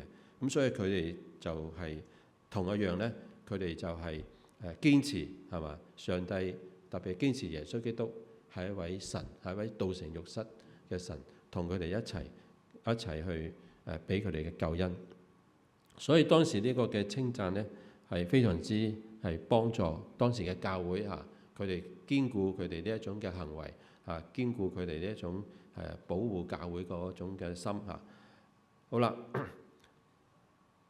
所以我哋今日同樣咧，我哋教會雖然冇呢一個黨派喺度啦，係嘛今日，但係亦都有好多唔同嘅學説或者對真理嗰種嘅即係變質嘅一個真理咁當然今日嘅世道都有人講耶穌唔係神嚟嘅，係咪？三位一體即係耶穌唔係神咁所以都有呢種咁嘅學説，仲有好多唔同嘅一啲嘅理論對我哋嘅信仰有好大嘅衝擊嘅。咁而家嗰個社會咁發展咁大係嘛？即係嗰個嘅交流啊、文化啊各方面咧，好容易咧就對信仰有好大嘅衝擊。咁我哋作為信徒，我哋要明白我哋教會嘅真理，特別係聖經嘅真理，我哋要好清晰。即使啟示錄嘅解釋都有4種嘅學派，係嘛？有4種嘅理論。咁我哋教會係用其中一種嚇，但係其他嗰啲咧，咁都有好多人信啊。其他教會亦都有好多其他嘅解釋。咁邊樣先至係真嚇？邊樣先係能夠站得住腳咧？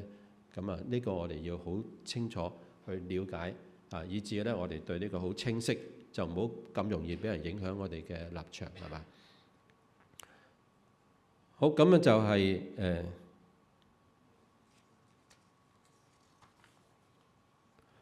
到最後咧，我哋話係一個嘅第7節，凡有意嘅都應當聽聖靈向眾教會所說嘅話。嗱，呢個係和修版咧，將嗰個次序調咗係嘛？之前就話凡有意，聖靈向眾教會所說嘅話，凡有意的就應當聽。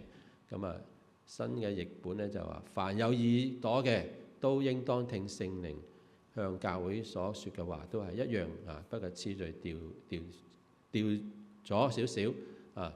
而家講話可能係咁啦，係嘛？我都係慣咗之前嗰句啊，嗰個好似係即係講得順耳啲，係嘛？好，但係總括嚟講都係嚇。總之你有耳仔嘅咧，如果聖靈向你哋所講嘅説話咧，你都要聽嚇。之前我講過啦，係嘛？我哋要聽，唔單止用耳仔聽，係要用個心聽啊。當我哋用心聽，聽明咗，去遵守翻之前所講嘛。上帝話要咩？唔好掉去起初嘅愛心，係嘛？我哋要悔改，係嘛？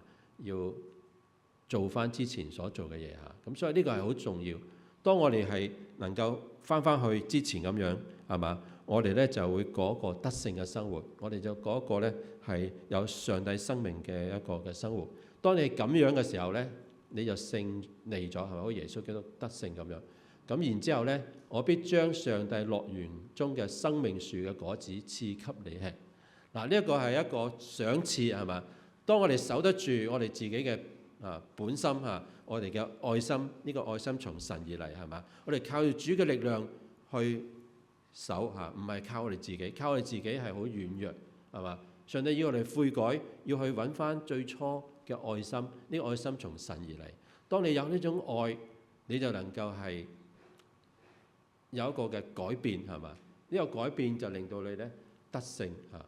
咁當你得勝嘅話咧，你就有呢一個生命樹嘅果。嗱，我哋知道邊度開始食生命樹嘅果㗎？創世記嗰度係嘛？喺伊甸園咧，上帝造人嘅時候咧，就可以食生命嘅果，係嘛？呢一個係一個最初上帝俾我哋嘅。當你食生命樹嘅果咧，你嘅生命就不斷係有延續，就唔會有死亡嚇。咁但係人犯咗罪，就冇機會再食呢個果啦，係嘛？咁即係話，如果你得勝嘅，你可以食翻呢個果啊！大家想唔想試下呢個果係咩味啊？有時我哋睇啲果咧，即係我去即係嗰啲街市係嘛？嗰啲叫做咩？嗰啲桃啊，日本嗰種桃啊，而家大陸都有啊，不過唔同味咁解啫，係咪？哇！都有時見到嚇啲賣日本貨嗰啲咧，係咪？嗰啲桃一隻就百幾200蚊啊，300蚊啊咁樣嚇，即係都好想去食嚇，但係哇睇個價錢都唔係好想買，係嘛？咁有啲30蚊都有5隻喎，係咪？個 size 一樣，顏色差唔多，係咪？咁啊買啦，係咪？咁食落去真係唔同噶嘛，係咪？我希望做得同啦，係咪？所以即係好想去食下呢個日本嚇，即係買嘅果，係咪？咁我諗下，日本嘅果你可以食到嘅，係咪？可以試到嘅，但係伊甸園嘅果你試唔試到啊？真係唔知喎，係咪？真係唔知喎，唔係嗰個分辨善惡樹嘅果喎嚇，嗰個你唔好試喎嚇，而係最初上帝俾我哋食嘅樹上面嘅果，係咪？一個生命樹嘅果。咁但係話，如果我哋得勝，即係話耶穌翻嚟嘅時候就會有即係承諾，佢會俾我哋食翻呢個生命樹嘅果。所以你睇翻啟示錄咧係咩時間可以食咧？就係耶穌翻嚟係嘛，接我哋去呢一個新天新地呢個上帝為我哋預備嘅地方係嘛？佢有一個樂園係嘛？嗰度又有呢啲樹。咁即係佢應許我哋，如果你能夠守住嘅話咧，你能夠得勝嘅話咧，又唔係靠自己靠耶穌基督俾我得勝嘅話咧，咁咧你就有呢一個生命樹嘅果係可以食咁呢一個話俾我聽，呢一個係一個今日要帶俾大家重要嘅信息係嘛？如果我哋信耶穌即係話其實我哋唔係就係忙於我哋去侍奉佢咁簡單可能你都係好忙碌去侍奉係嘛？做好多宗教即係一個嘅活動但係耶穌唔係要淨係要呢啲係要你嘅心你係心係耶穌基督嘅心，係一個愛人嘅心，一個咧願意去關心其他人嘅心，咁嗰個先至係耶穌想要嘅亦都係以弗所教會最初係好強嘅一樣嘢，就係愛係嘛？信望愛喺教會裏面彰顯，到最後佢哋失落咗呢啲，所以耶穌叫佢哋咧翻嚟，回轉翻嚟呢個今日就俾我哋一個提醒，我哋今日嘅侍奉係要，但係最重要嘅係要有愛心。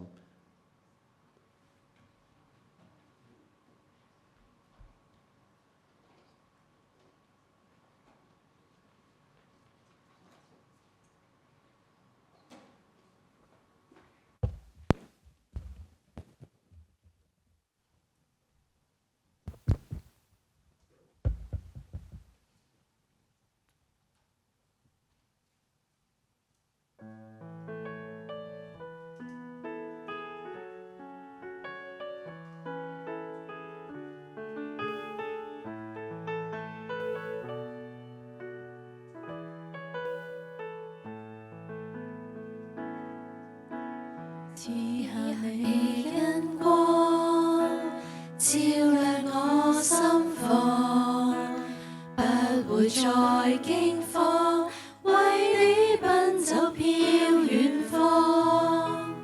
哪懼怕奔波，靠在你身旁，竟為我擔當，讓我罪裏得釋放。失喪的、呼喊的，你都親手撫摸，讓不朽的、溫暖的真愛，調治痛楚。主，你當得敬拜讚美，你恩典覆蓋這地，眾唱和散那歌聲全為你起。榮耀頌讚歸於你，讚美你關心親切細膩，用愛還愛這奇妙道理，一生都銘記。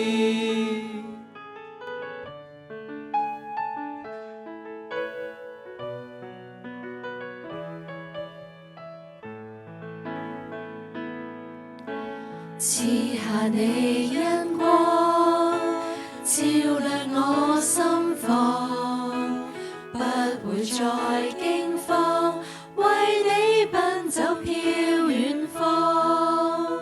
哪懼怕奔波，靠在你身旁，竟為我擔當，讓我罪裏得釋放。凡失喪的、呼喊的，你都親手撫摸，讓不朽的、溫暖的真愛，療治痛楚。主，你當得敬拜讚美，你恩典覆蓋這地，眾唱和散那歌聲全為你起。榮耀頌讚歸於你，讚美你關心親切細膩，用愛還愛這奇妙道理，一生都銘記。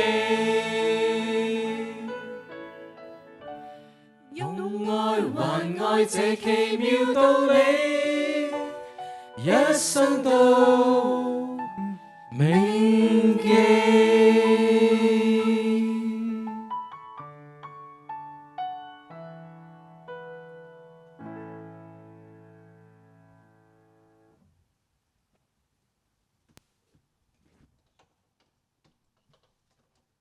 好，我哋多謝一班青年嘅朋友，佢哋唱咗美好嘅歌聲，用愛還愛，係嘛？呢個係點解上帝要我哋去愛佢同埋愛人？因為上帝先愛我哋，係嘛？佢用佢嘅生命係愛我哋，所以我哋嘅愛係一個回應。好，跟住落嚟呢，我哋要講第二間嘅教會嚇，第二封嘅信係士梅拿教會。呢個教會可以話係一個即係逼迫時代嘅一個教會嚇，大概係主後嘅18年去到323年。呢個期間呢，係一個好大嘅挑戰嘅一個時代嚇。士梅拿呢個地方係一個美麗嘅港口嚇，咁同以弗所相差唔係好遠，亦都係一個近海嘅一個地方，一個城市咧。咁而家喺土耳其嚇。佢哋幾個教會都係土耳其西部嘅，咁而家土耳其嘅伊茲密爾嚇，咁當時羅馬皇帝盛行呢個嚇，即係要人去敬拜佢嚇，崇拜佢所以基督徒通常就成為一個被逼迫嘅對象嚇。仔細嘅就唔講啦，因為時間關係咧，我就唔可以交代太多嘅資料嚇。士梅拿教會咧，我哋話係一個逼迫時期逼迫時代嘅教會。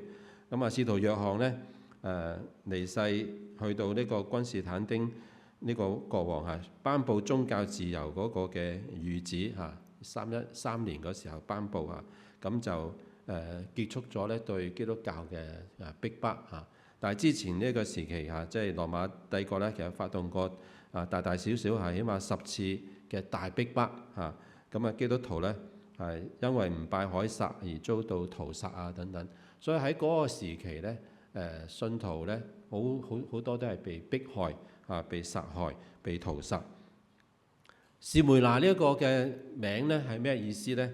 咁呢個原文意思係沒藥沒藥係一種嘅香料，而呢種香料咧味道就係雖然苦但係佢經佢即係發出嚟嗰個氣味咧，就係好芬芳好香嘅。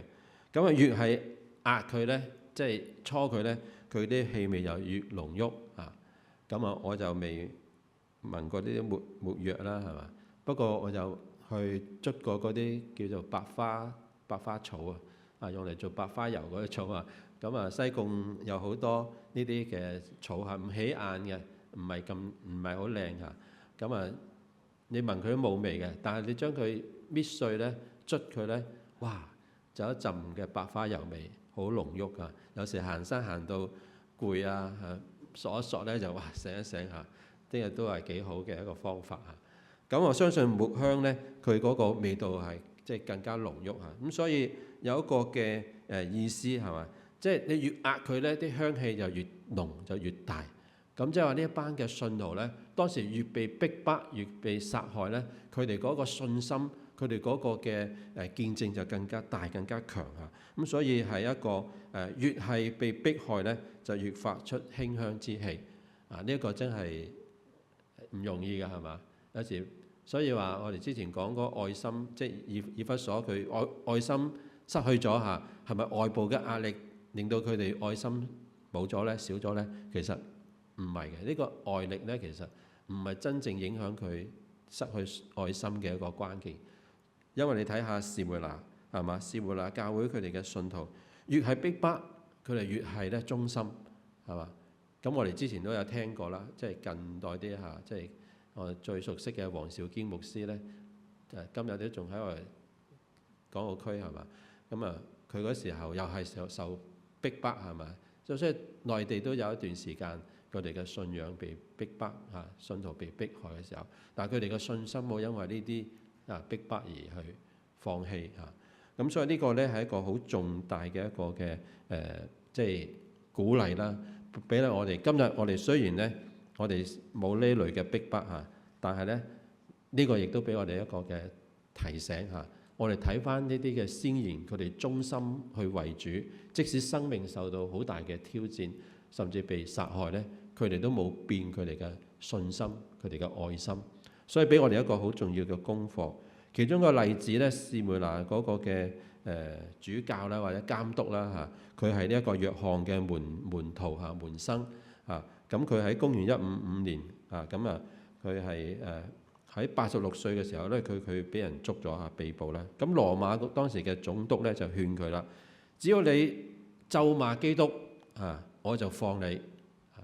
好多時候呢啲都係會咁嘅逼迫係嘛？只要你點樣嚇，只要你唔認基督嚇，或者你乜，我就俾你自由係嘛？咁但係咧呢一個嘅波呂革啊，叫做個譯名嚇。佢話：我侍奉基督86年，佢從未虧負我，我豈能褻瀆我嘅王？他被就係咁樣，佢嘅回憶咧，佢就俾活活咁燒死嚇。喺臨死嘅時候咧，佢祈禱話：全能嘅上帝啊，我讚美主。因為主以我配得今日此時加入為你作為見證者嘅數目當中，而與基督所飲嘅杯係有份。咁即係話呢一位嘅當時教會嘅領袖係嘛？面對死亡佢毫無呢一個嘅害怕，甚至咧佢係為上帝而死嚇。死嘅時候咧，佢讚美主。咁呢個只係一個例子，喺當時嚟講有好多嘅呢啲嘅情況，我就唔一一再舉出嚟嚇。咁即係話當時呢一個士梅拿嘅教會咧，其實佢哋係面對好大嘅逼迫、好大嘅挑戰啊！整嗰個時間當中嚇。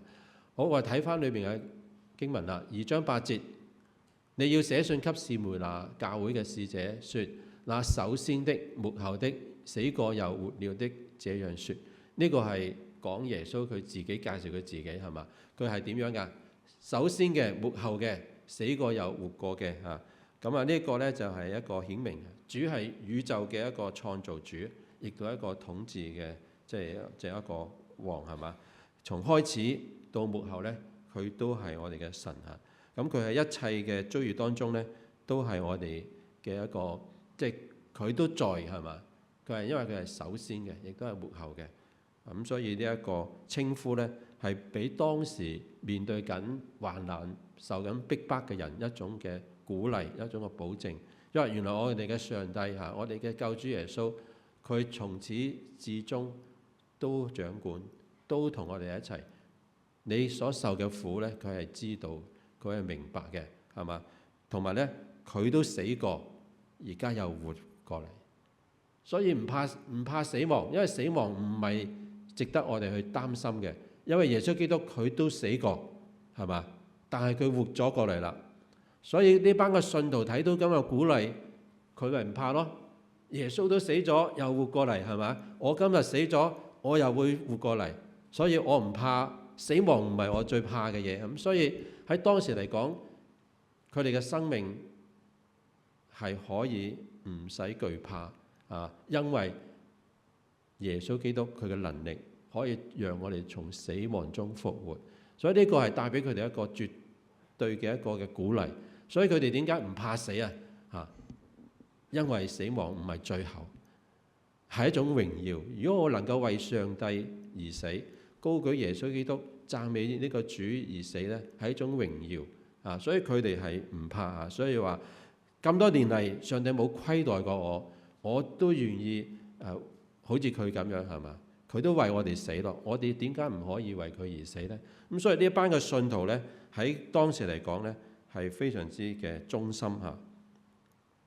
好，跟住耶穌話：我知道你嘅患難同埋貧窮啊，其實你係富足，也知道你係自稱猶太人嘅人呢所説毀謗嘅話，其實他們不是猶太人，而是撒但會堂嘅人啊！呢度耶穌基督講到咧，佢係了解，佢知道佢我哋再睇翻係嘛？即係每個教會耶穌都講，我知道你哋嘅係點樣係嘛？所以話耶穌知道佢哋嘅患難同埋貧窮啊，即係患難所講，佢哋遭受前所未有嘅逼迫害啊，真係喺個患難當中，而貧窮佢哋被逼一無所有係嘛？但係呢度講到呢，其實佢哋係好富足。呢個富足唔係物質上面嘅富足，係心靈方面嘅富足。當佢係內心充滿咗上帝嗰種嘅救恩、嗰種咁嘅愛、嗰種嘅喜樂呢，即使物質冇嘅、少嘅、貧乏嘅唔緊要，內心佢係好富足。咁所以呢一種咁嘅差異係咪？表面上係貧窮嘅，實質上係富足嘅。從之後老底嘉唔係呢個叫做咩？老底嘉嗰啲唔同係嘛？相反嘅係嘛？即係雖然表面上係貧窮嘅，但係內心係好富足嘅。咁呢個呢就係一個呢當時羅馬帝國逼迫最猛烈嘅時間啊！無論係教會嘅領袖啦，甚至係一啲平民啦，好多一律都一無幸免啊，係嘛？因為有人被去坐監亦都有人呢係充公啲財物，有被刀殺害嘅，有火燒嘅等等，有啲甚至係釘十字架。咁但係主話：我知道係嘛？我知道你哋面對緊呢啲情況，我知道你哋係喺苦難當中仍然堅持，所以呢個係對佢哋好大嘅鼓舞。好，呢個嘅富足，剛才講到喺靈性上面、喺信心上面、喺愛心上面係富足。佢哋逼迫打破唔到佢哋同神之間嘅關係，佢哋嘅愛，佢哋愛主嘅心，佢哋愛真理嘅心，愛信徒、愛傳道嘅心呢，都係冇受影響。所以喺啟示錄3章18節話好似咩？既被試驗就比火煉嘅金試驗仍然能壞嘅金子更顯寶貴嚇。呢個彼得前書1章7節就形容嗰啲嘅信徒係嘛？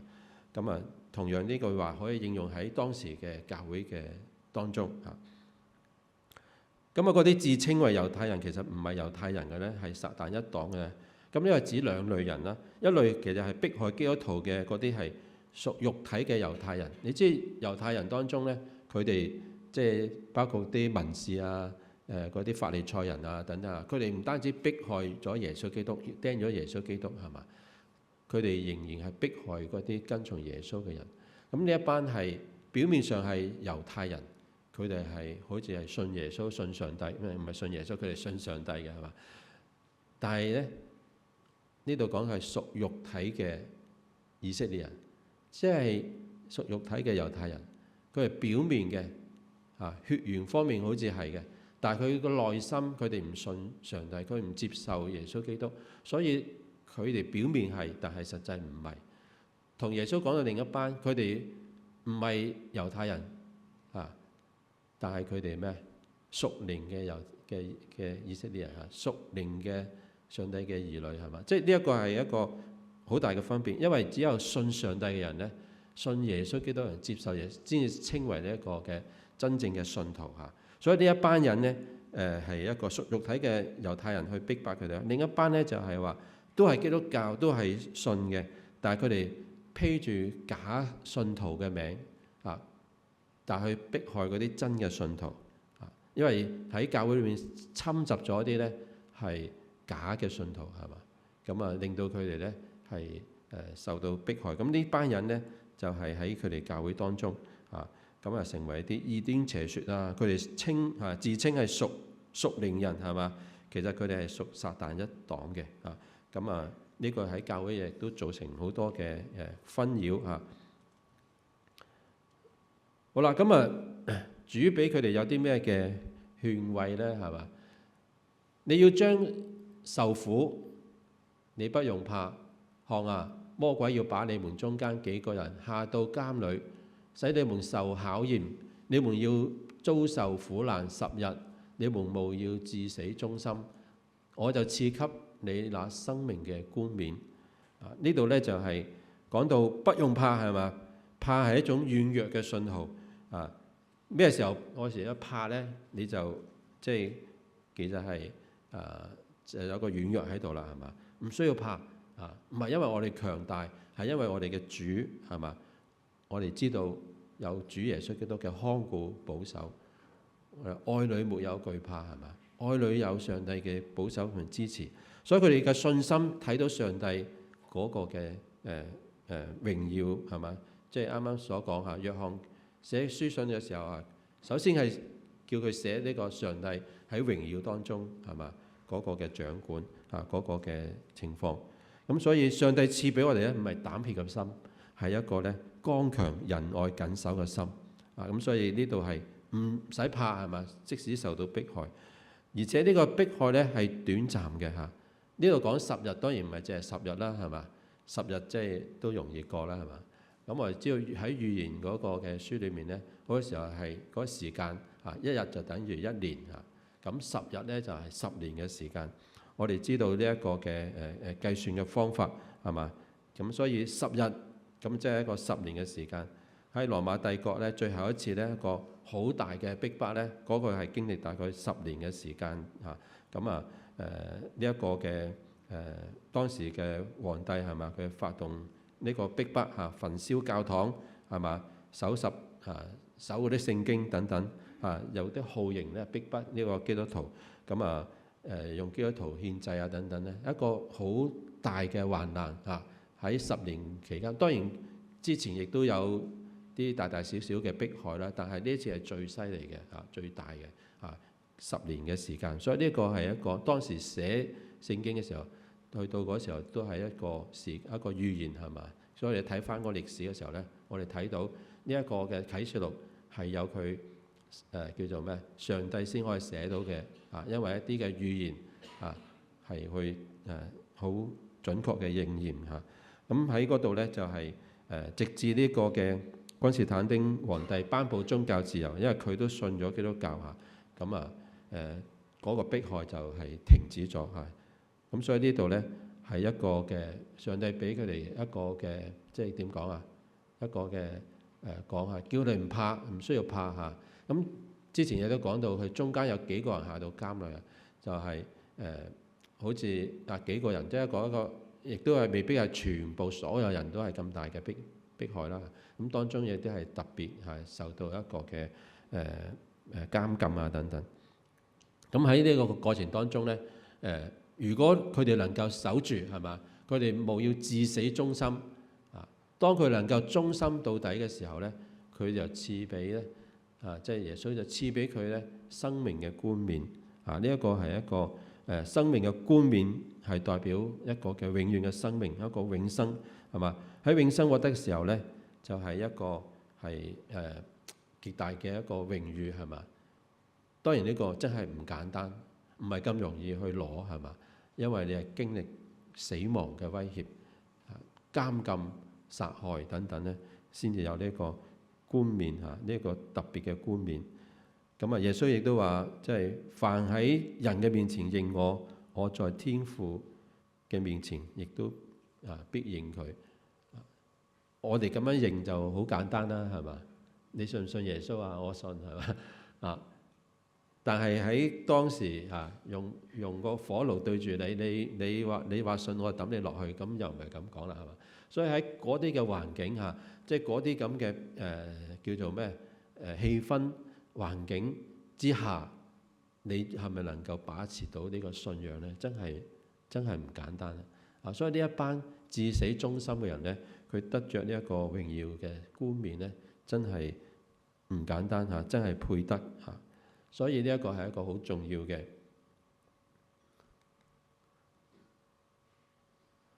好，最後咧呢度話，凡有耳朵嘅都應當聽，聖靈向眾教會所說嘅話，得勝嘅必不受第二次嘅死所以呢度咧係一個好重要嘅應許第二次嘅死係咩？係硫磺火嘅死即係話死咗嘅人佢復活之後咧信嘅人咧就去升天係嘛？但係唔信嘅人係咩？佢會即係唔會第一次唔係復活但係佢都會復活翻嚟，就會接受第二次嘅死就係硫磺火嘅死，係永遠嘅滅亡。即係話如果能夠得勝嘅話咧，佢哋係得着永生，唔會面對第二次嘅死亡。呢個係針對佢為上帝而死嗰種咁嘅承諾，嗰種嘅應許係嘛？一個為上帝而死嘅人呢，佢唔需要怕佢哋只係死一次啫，佢唔會有第二次嘅死，佢哋有永遠嘅生命。所以呢一個呢，係一個好大嘅保障，好大嘅承諾咁所以今日我哋嘅苦難唔係讓我哋驚訝嘅，信耶穌真係唔係話一定係咩叫做咩風平浪靜或者係凡事順利係嘛？係有好多嘅挑戰甚至去到一啲迫害但係我哋唔怕，有上帝。所以今日可能你都會遇到唔同嘅處境、唔同嘅困難、唔同嘅挑戰，但係聖經話唔好怕因為耶穌比呢啲危險更大，因為耶穌比啲撒旦、比啲惡勢力嘅能力更大，佢可以戰勝呢一個嘅死亡，可以戰勝呢啲嘅我哋貧窮，但係我哋內心富足，所以呢一個係上帝俾我哋嘅應許。最後呢個時候呢，我哋都知道今日你坐喺度呢，唔係我要同大家講嘢，係聖靈同大家講嘢。透過呢啲嘅書信，對當時嘅信徒、當時嘅教會、當時嘅信徒，去俾一個嘅提醒、一個鼓勵、一個勸勉，其實係俾緊我哋。今日可能我哋都會面對唔同嘅困難好似以弗所教會佢哋都要勞苦要忍耐我哋會面對有疾病啦、有失業或者家庭嘅問題、孤單嘅問題，但係耶穌從來都冇應許過呢個嘅天係常藍係嘛？我哋都會經常有雨有落雨喺我哋當中，有雨天甚至有呢一個嘅行雷等等所以風暴一定係有喺人生當中，但係耶穌基督應許佢要同我哋同在，佢喺呢一個嘅燈台當中呢係遊走佢右手握住呢個七星七個教會嘅使者，佢喺我哋當中行走，佢知道我哋所面對嘅一切。所以今日我哋各位嘅弟兄姊妹、各位嘅朋友，你有啲咩嘅困難，有啲咩嘅勞累嘅地方，有啲咩困難好難面對嘅地方，耶穌係知道，佢透過今日嘅機會去話俾你聽，佢可以幫助你。因為當時嗰啲嘅信徒佢受到咁大嘅迫害，佢都可以幫助，都可以支持佢哋行過。同樣佢今日都可以支持你行過。所以喺今日我哋特別係喺一個書信嘅去回顧嘅時候呢，我哋知道呢，耶穌喺我哋中間唔好因為忙碌或者對真理嘅爭辯呢，而失去對耶穌基督嘅愛。呢個係對以弗所書對以弗所教會嘅提醒。同樣今日都提醒我哋，唔好因為我哋嘅忙碌工作又好，學業又好，甚至忙侍奉都好我哋好忙我哋好多侍奉嘅嘢，但係我哋錯過咗同神嘅關係係最重要。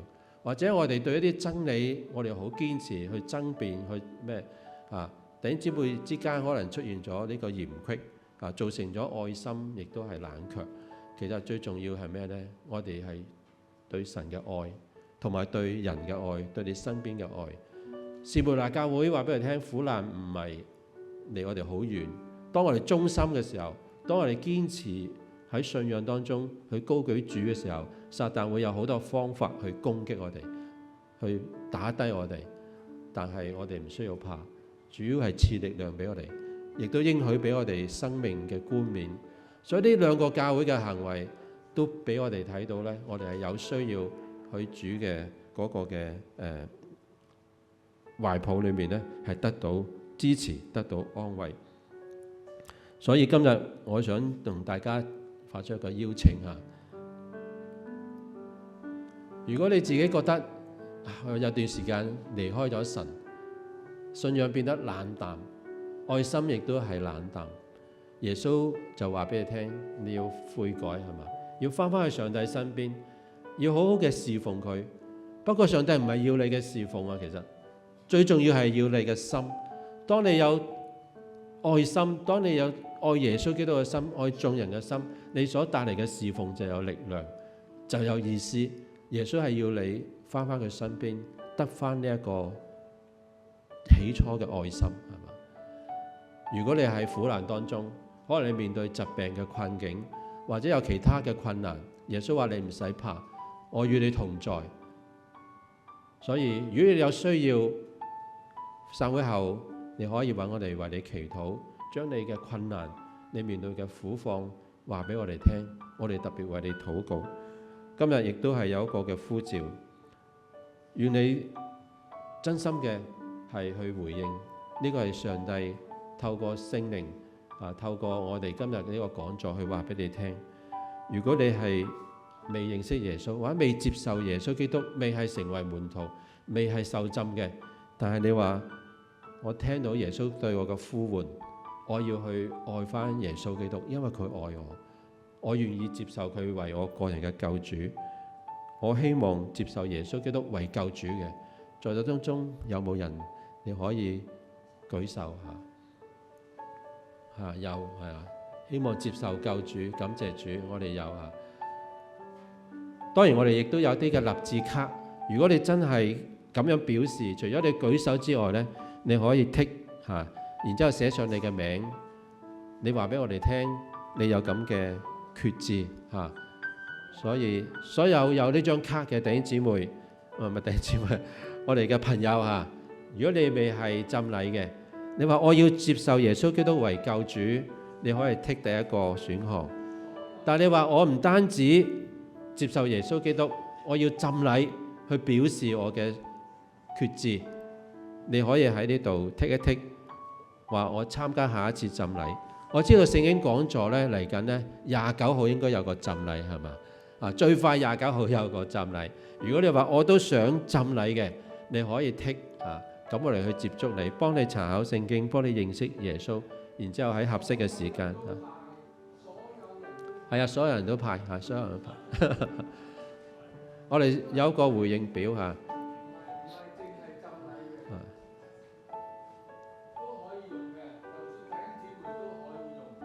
係多謝阿陳牧師嚇。每一個人我哋都有一張卡嚇，有一張回應卡。呢個係回應上帝俾你嘅信係嘛？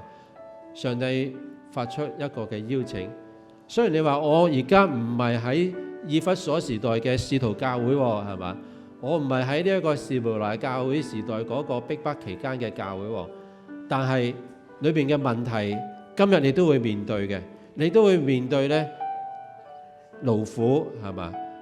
忍耐，你都會面對呢，可能你失去咗原本嘅信心、愛心、盼望，但係今日上帝要你回轉，要你悔改，所以如果你係基督徒係嘛？但係你話我有咁嘅問題，我請你為我禱告，你可以剔我請為我禱告啊！話唔係啊，我聽完之後，我感受到聖靈嘅呼喚，我要重新委身成為耶穌基督嘅一個見證者啊！你可以填翻啊，你要重新委身喺耶穌基督裏面，甚至你可以話我想為佢做美好嘅見證，或者你話我而家未清楚了解晒。沈牧師，你都係講呢一個七封信，即係講咗2封啫。我想聽多啲係嘛，明白啲。或者聽完呢7封信，成個啟示錄係究竟講乜嘢呢？我想了解你，所以你可以剔呢個查經班查經班會再詳細為你講解唔單止係啟示錄，而係整本聖經有關耶穌基督嘅，有關呢個救恩嘅，都可以為你去查考。咁所以如果你係未係信主嘅，你係想接受耶穌為你嘅救主，請你係接受救主嗰度剔一剔。如果你係話我想參加下一次浸禮嘅，你可以喺浸禮嗰度剔。如果你話參加查經班嘅，喺查經班嗰度剔。如果你需要禱告，需要為你禱告，你可以剔禱告。你需要重新委身喺基督裏面嘅，你可以填委身。甚至你話我想為教會做啲咩嘅工作，咩嘅侍奉，就嚟我哋堂董會就要選一個職員啊嘛，係嘛？你話我重新翻嚟教會要做侍奉係嘛？要做咩崗位，亦都可以話俾我哋嘅傳道人聽，然後寫上你嘅名、日期、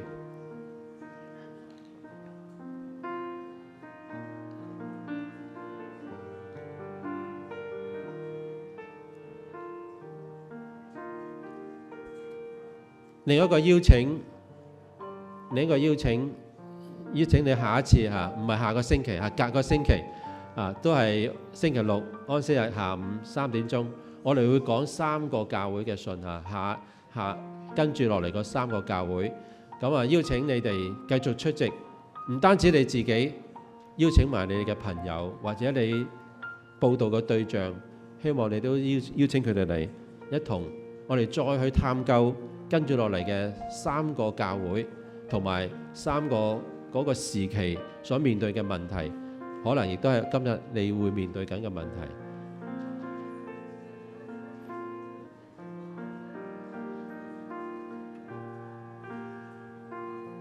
好，咁我哋填緊嘅時候，咁我哋呢都差唔多，我哋做個禱告係嘛？禱告完之後，我哋就有個大抽獎係嘛？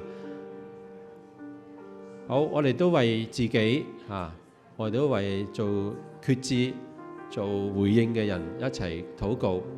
如果你哋未填完唔緊要，你繼續俾自己考慮一下，然之後去填下。我哋一齊低頭祈禱。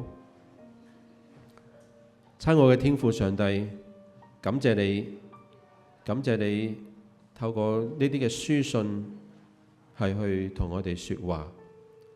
我哋睇到原來耶穌基督係掌管生命嘅主，佢係始，佢係終，佢係掌管歷史，佢係關心現在，亦都係能夠啟示未來。佢係一位得勝嘅救主，佢能夠戰勝死亡，戰勝一切邪惡嘅勢力，能夠幫我哋同樣都得勝。無論我哋喺患難當中，可能我哋會面對好多嘅困境困難，或者我哋起初嘅愛心係冷卻丟失，我哋嘅信心變得係少嘅。但係神啊，祈求你一刻你幫助我哋重燃我哋嘅愛心，重燃我哋嘅信心，重新俾我哋盼望。如果你係未接受耶穌基督成為救主嘅，喺呢一刻耶穌向你說話，願你打開心門接受佢為個人嘅救主，因為佢係可以掌管你生命嘅主，佢可以賜俾你永生嘅主，佢可以同你經歷困難經歷患難嘅主。所以俾個機會耶穌基督進入你嘅內心，進入你嘅生命。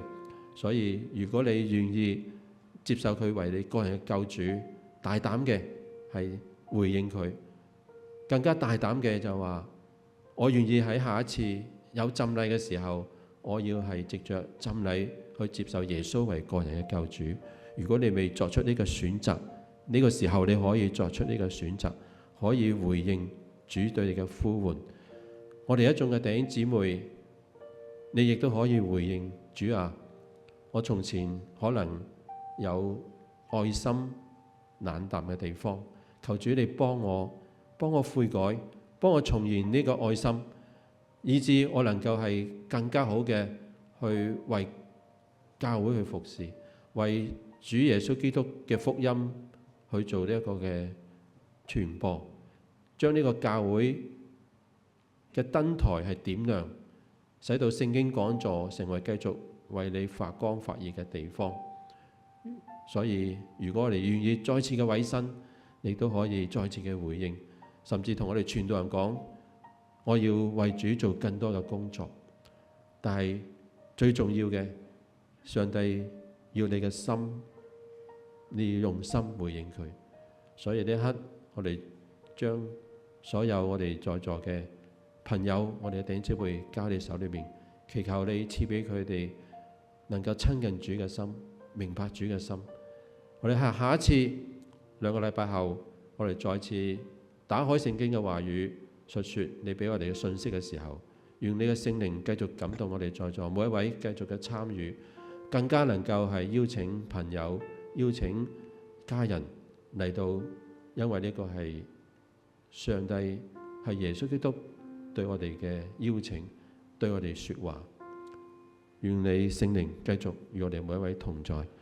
禱告奉靠主耶穌嘅聖名祈求，誠心所願。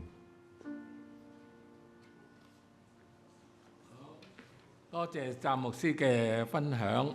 咁喺抽籤送出今日嘅3本書之前呢，我都想喺呢度講清楚啲嘅。我知道呢，在座呢係可能會係其他堂會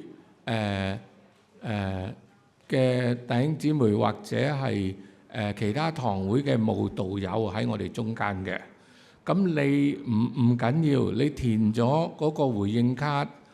咁因為我哋有記錄，我如果係知道你係其他堂會嚟嘅，我哋係會將你嗰個回應係交翻去你嗰個堂會嘅傳道人嘅。咁譬如你係荃灣嚟嘅，或者係喺香港島嗰邊過嚟嘅，我哋係會將你嘅回應俾翻你嗰邊堂會嘅傳道人嘅。咁就唔係話叫你嚟我哋聖經講座做我哋嘅教友咁所以搞清楚先唔緊要嘅。你最緊要表示咗，咁我哋就會同你自己所屬嘅堂會聯絡㗎啦。傳道人會嗰邊嘅傳道人會再聯絡翻你嘅。咁第一係咁，第二呢，希望大家呢今日都唔好趕住走，一陣完咗之後因為呢我哋喺1樓嗰度喺下邊呢嘅副堂呢已經準備咗茶點，係招呼大家嘅。咁請你哋都留步因為我唔想自己一個人食晒嗰啲糕點真係唔得㗎我。OK， 咁所以呢請留步，大家傾下偈，做個朋友好，而家呢我哋呢請阿詹牧師同我哋抽，今日呢有3位嘅幸運兒會得到呢一本咁精美嘅喜樂嘅泉源。咁喺呢度呢，我奧運啲啦，俾阿詹牧師抽啦係咪都放晒㗎啦？放晒㗎啦，抽一個先。好，第一位嘅好幸運嘅朋友係石金妹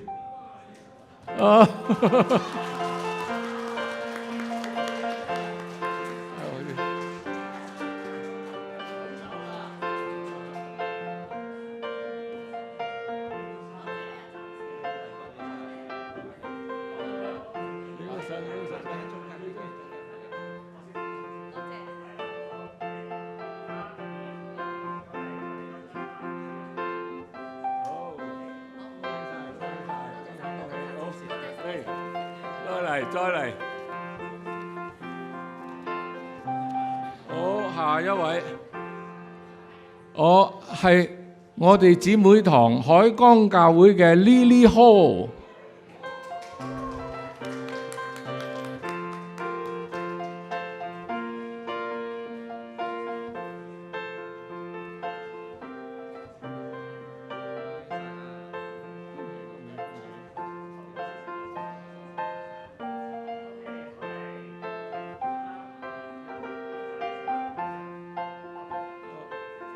好啦，仲有最後一位啦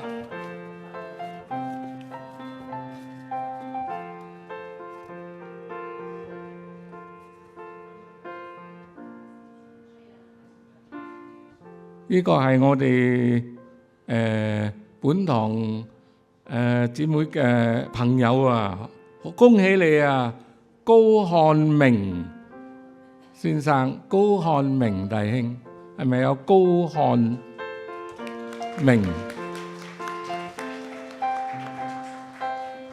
佢係趙小玲嘅朋友